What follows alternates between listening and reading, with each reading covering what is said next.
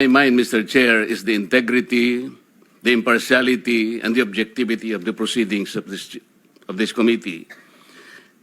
Mr. Chair, you were interviewed on Billionario Channel by Miss Pinky Webb. Basahin ko po, sabi niya, Senator Ping, para sa inyo, sino ba ang sabihin natin worth it or dapat na ikonsidera na state witness na ipasok man lang dito sa Witness Protection Program? And you responded, at this point between Diskaya and Bryce Hernandez, Mr. Chair, question is, does the chairman has the prerogative or the right to make judgment? No.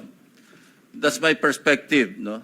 That's my personal opinion outside of the hearing or outside of this hall. So don't question my opinion. I am not questioning your opinion, Mr. Chair, but you are the chairman of this committee. Anyway, let's proceed with the You are not interested in the prejudicial question that I am going to raise, Mr. Chair? Go ahead, you raise your Kaya nga sinasabi ko sa inyo You're an questioning my investigator, opinion. we are investigating. Away kagad tayo rito. Mr. Chair, we are still in the Hearing is investigating. Sir, I will register my continuing objection, Mr. Chair. I will question the objectivity of these proceedings if you will not allow me raise these points. Maybe in the plenary this afternoon I will raise it.